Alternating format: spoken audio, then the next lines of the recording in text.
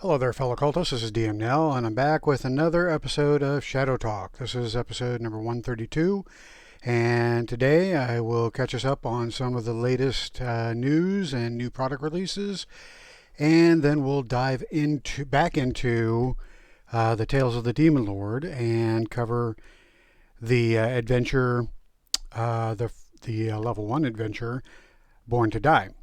So let's get right to it, shall we? So first of all, let me apologize for the tardiness of this next video. I have had quite the busy month, and so I'm just going to use that as my excuse. It was a busy month, and I didn't have time to make another video. So I'm going to try to do a little catch up here, but not too much, because the big news is the completion of the Shadow the Weird Wizard Kickstarter, and I think the final amount was over $400,000 raked in, and obviously the Kickstarter was funded, and so there's been a couple of production updates by Robert Schwalb here. Let me just and let's get to the latest, and then I'll work my way backwards until we run out of interesting stuff or start getting repetitive. All right, so first of all, let's see here. The pre-order store is open. Here's a hyperlink for it in the Kickstarter, and I will try to remember to put it in the comments of the video. So for folks who missed out on the campaign, you can still pre-order Shadow the Weird Wizard through the pre-order store. And let's see, you're supposed to run a smoke test, make sure everything works as intended. Those of us who participated in the Kickstarter should receive surveys so we can address or change our mailing addresses for shipping, pay for shipping, and so on. Still a ways off there.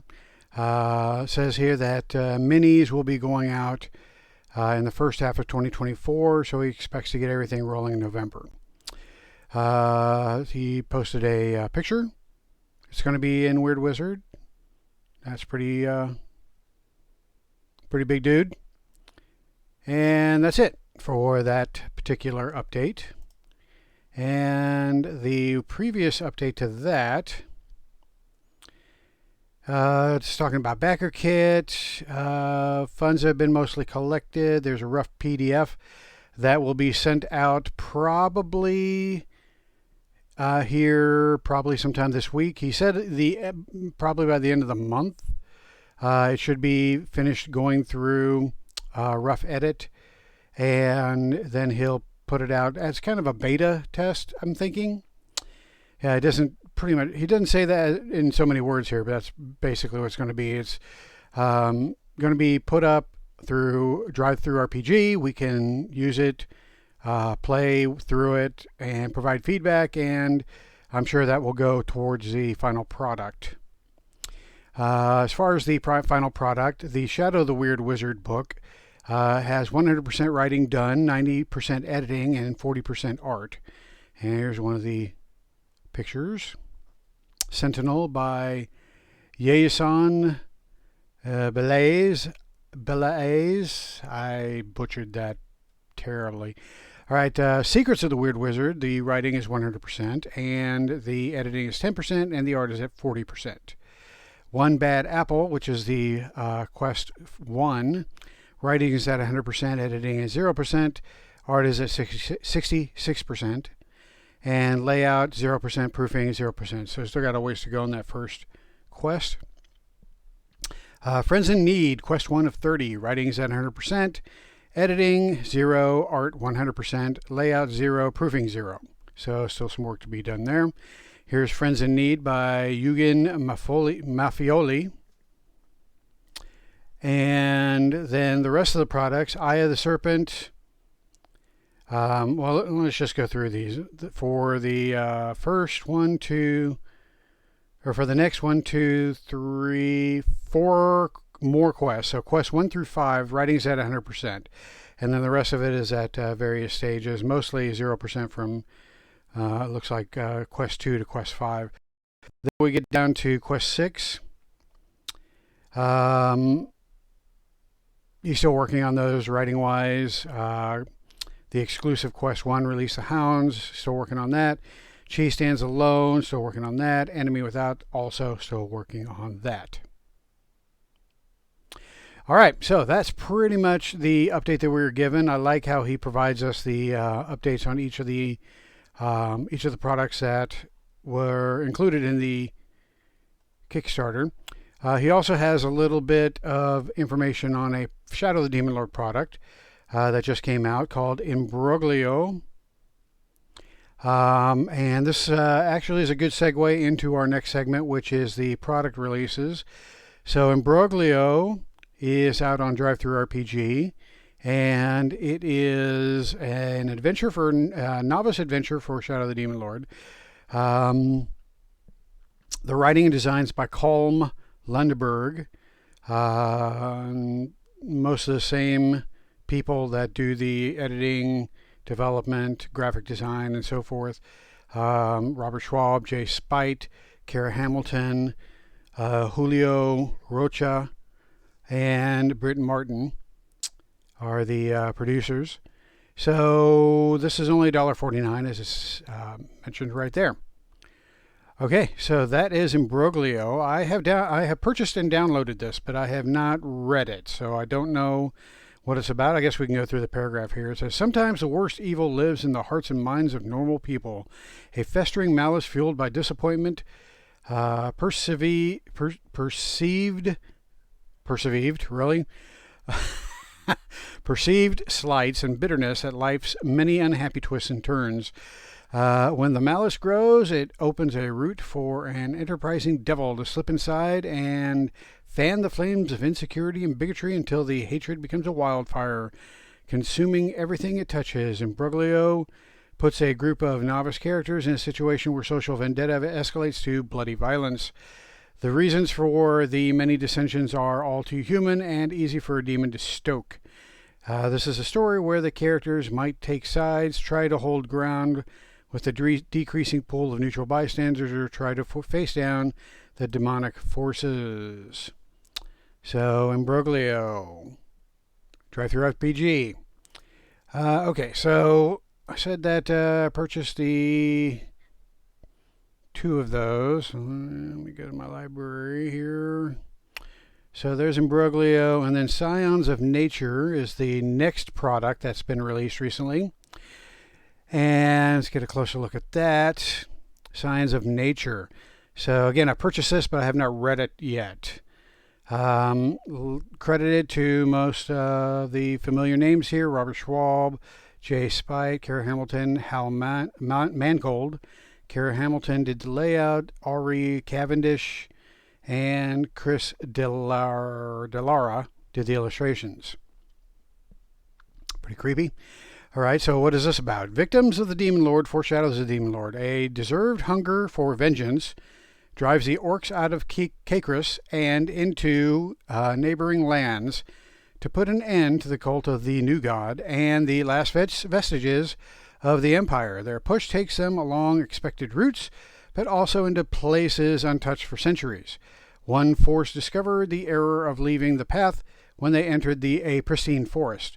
When the orcs began cutting trees for their war machines, when they built fires from the fallen timber, they awakened something in that place, and the forest itself moved against them.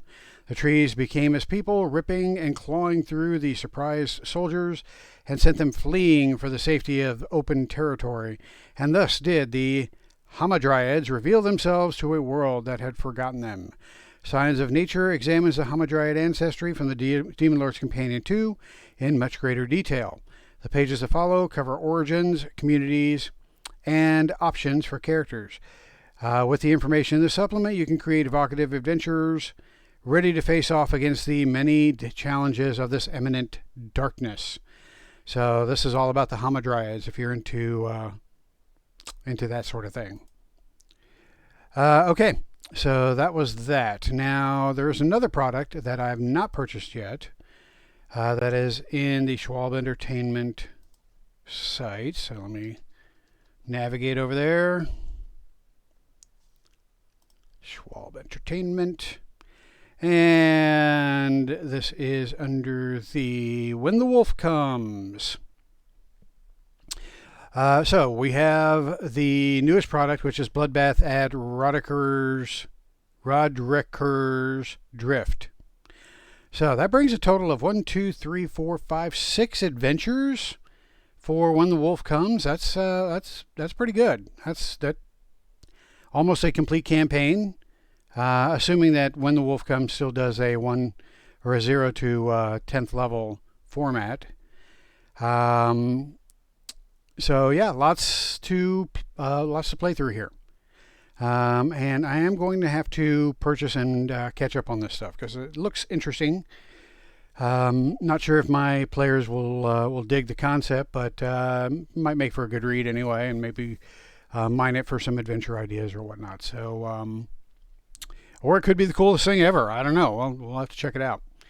But that is for another day because I've got way too much other stuff to do before I do that. Okay, so that was it for product updates and for news. So let's jump into the main event, which is getting back to Tales of the Demon Lord. So the Tales of the Demon Lord, again, is the first adventure path that was produced for Shadow of the Demon Lord, and it was released pretty quickly after the core rulebook was kickstarted. It's been out for a long time, and I've actually run this one time all the way through, and then a second time I ran the first 2 adventures again. So I have some experience with this, not as much as some other folks that I've seen out there in the social medias, but I have read through this and I'm fairly familiar with it, which is why I've been asked to go through it and just kind of talk about what people can expect from Shadow or Tales of the Demon Lord. So in previous installments, we've gone through the introduction, the City in Shadow, which covers the town that is the starting place for this adventure, which is the city of Crossings. And yeah, my memory's like that. And then we have the first adventure, The Harvester of Shadows, and which we talked about last time. And then on today's video, we're going to talk about Born to Die. So Born to Die is the level 1 novice adventure, and it only connects tangentially. Is that a word? Tangentially? That'll teach me for using words bigger than my mouth. It is connected to the first adventure, but it's fairly loose. So you might have to again pull in some of the NPCs in order to connect the dots here. But basically, the connecting tissue is the Rude Boys. So the Rude Boys were featured in the first adventure, the starting tier adventure. They were hired to keep an eye on the Moore House. Now, the Moore House was featured prominently in the first adventure, and so the Rude Boys should have been encountered at that point. But the Rude Boys were hired to watch the Moore House by the Cult of Shadows, and the Brotherhood of Shadows. And the Brotherhood never paid them. So the boys got a little bit pissed at that. And they decided that they're going to collect their money one way or another. So they went to, they stooped to kidnapping. And so they picked one of the council members to do a little bit of kidnapping from. And they chose Master Dreen, who is a member of the city council and a representative of the merchant factions operating in Crossings. So Master Dreen is one of the ones that are listed in the City in Shadow. He was...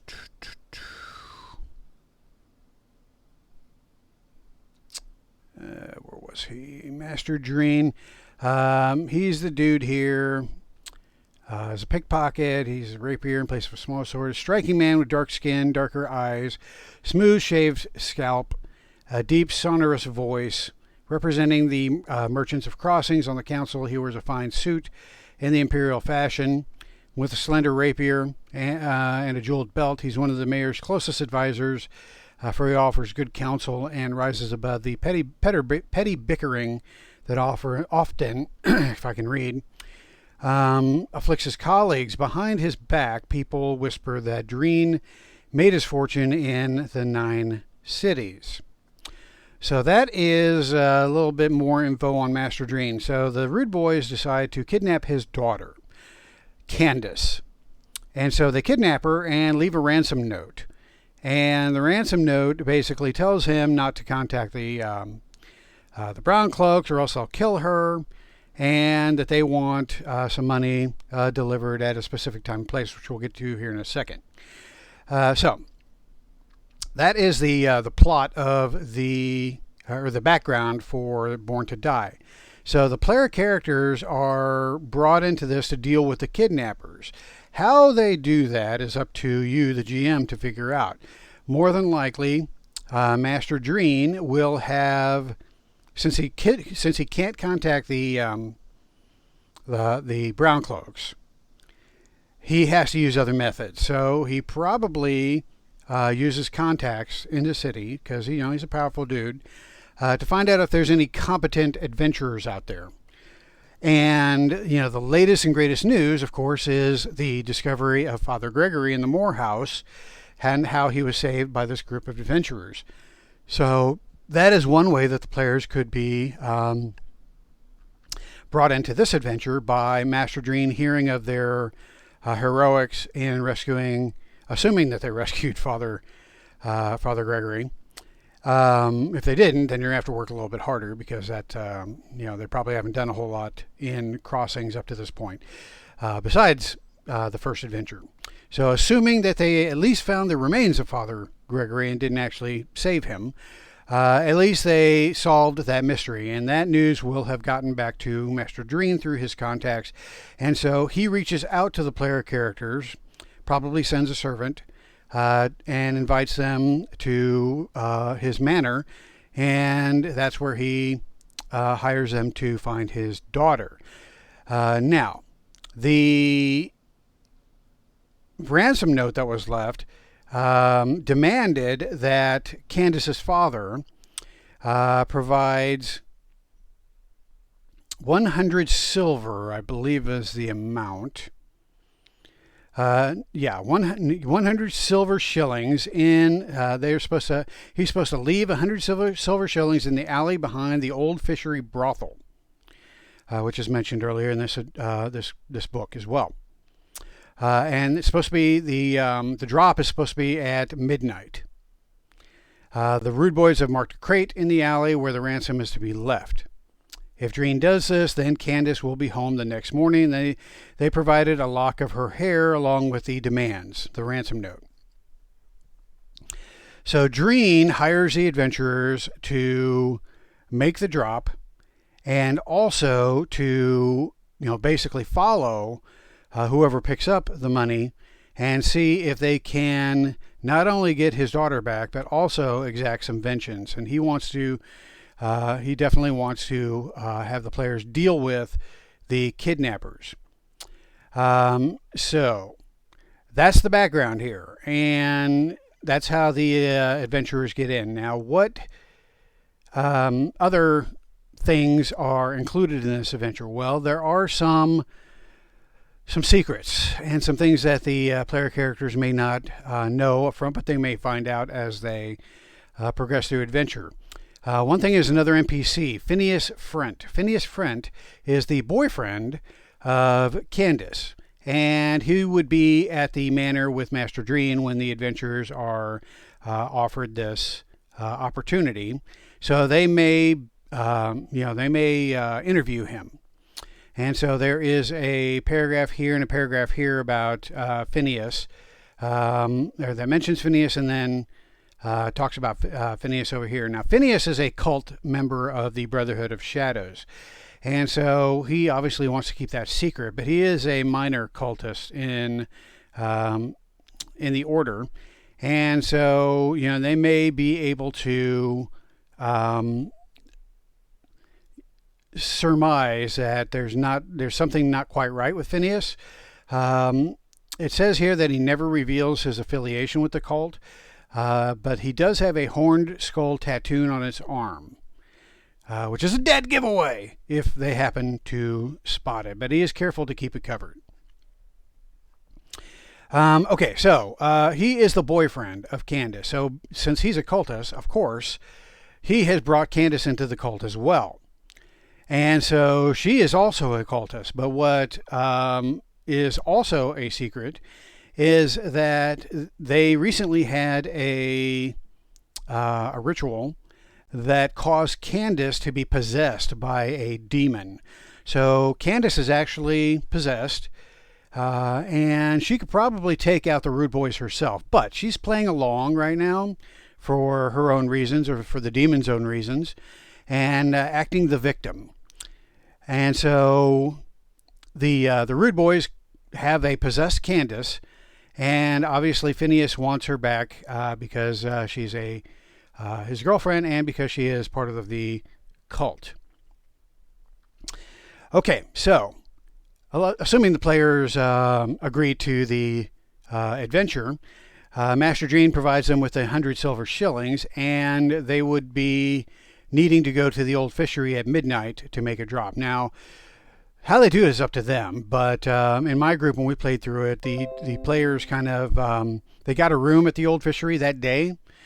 It's a brothel, so, they paid for services. And then, they kept an eye out on the alley. So they made the drop. There's a crate with an X marked on it, so they put the silver shillings in there, and then they watch the alley from across the street. And what they find is a Clockwork that kind of stumbles through the alley and picks up the coinage. So at this point, they can choose to follow the Clockwork, or they can confront the Clockwork in the alleyway. This actually worked out a couple different ways for me. My first group confronted in the alley. My second group followed the Clockwork out to the docks before they confronted him. Either way, they learn that if they confront the Clockwork, they learn that his name is Gears. And that he is acting like he's intoxicated, and that's because he is wired on a weird substance called dream grease, which causes intense physical pleasure when applied to a Clockwork's inner mechanisms. So he is high in a Clockwork sort of way. And so the Rude Boys hired Gears and promised him a canister of dream grease if he delivered them the 100 silver shillings. And so through Gears, the Clockwork can tell the PCs where the Rude Boys are located, and they are located on an island just off of the shore of Crossings. And the Crossings is set on a big lake. Dark Waters is the name of the lake, and it has a bunch of little islands out there. And one of the little islands is where the Rude Boys took Candace. The islands is also the home of some gremlins, which the Rude Boys were not aware of when they first arrived there, but they have learned through the hard way, because gremlins are tricksters basically, and so they have been stealing and sabotaging the Rude Boys' possessions, and they continue to do so as the players or Gears approach the island. If the players get the information from Gears and then send the Clockwork off. Or maybe they have him tag along, or maybe they just follow him out to the island. However they choose to do it, Gears leads them to the island, one way or the other, and then the PCs can sneak ashore and figure out their best way to get into the Rude Boys encampment. Now, in the encampment, Candace is tied to, kind of off to the side, she's tied to a tree or to a post of some sort. Actually, I think it's a runestone that she's tied to. And yeah, because they're on a site littered with runes that bear an ancient Elvish writing. So I think she's tied to a runestone, if I remember correctly. And then, the Rude Boys have tents in their camp. And so the players can, sneak up on the island however they decide. So the island's fairly small, as you can see here. One hex is, it's roughly 500 yards, I think. So, they could row to the other side of the island. They could, just kind of swim silently up to the shore. There's woods surrounding the camp, so they can sneak through the woods, or they could do a direct assault. However they choose to do so. The cultists have 5 members on the island, and they are forewarned by Phineas that the characters are now involved. So they will be somewhat alert. They're not going to be completely caught off guard. But that's only if Phineas, if the players didn't deal with Phineas earlier in the adventure. If they do, then obviously Phineas would not be able to alert the cultists, and the cultists would be taken by surprise. So it all depends on how all that unfolds in your adventure. Phineas may even be accompanying the adventurers if they don't suspect that he is, a cultist.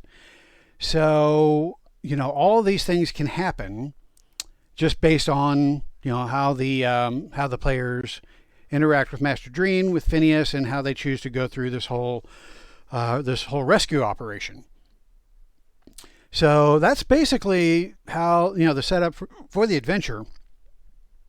It's up to the adventurers to figure out how they get on the island, how they free Candace, how much the gremlins mess with them in the process. Do the Rude Boys put up a fight, and to what degree? So all that happens. Do they learn that Candace is possessed? Well, here's the funny thing that happened in the first time I ran this adventure. The players had no idea that Candace was possessed, so they rescued her. They took her back to her dad, and as the dad was shutting the door, Candace's eyes turned black, and she had this smile on her face that was way too broad for a normal person to smile. And that's how the PCs learned that she was possessed, but it was too late because she was already in the house and the adventure was over. Of course, they banged on the door, but they were shooed away. So at that point, they were like, "Oh, it's his problem now."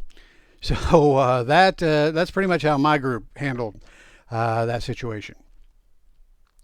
But anyway, that's the adventure. It's very short, 2 pages.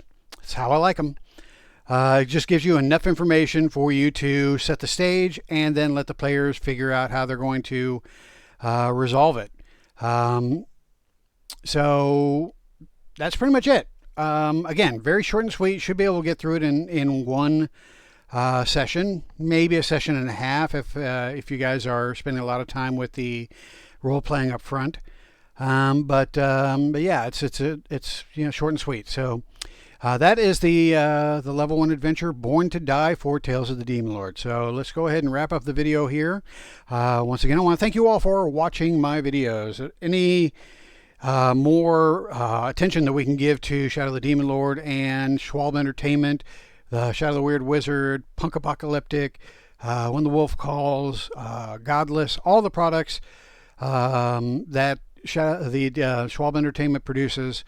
Let's give the guy some hands here, helping hands, and spread the word. So this is my way of doing it. Hopefully we get plenty of views out of these videos. Yeah, that's it for today. So thanks for watching. Hail to the Demon Lord. I'm out of here if I can figure out how to turn this damn thing off.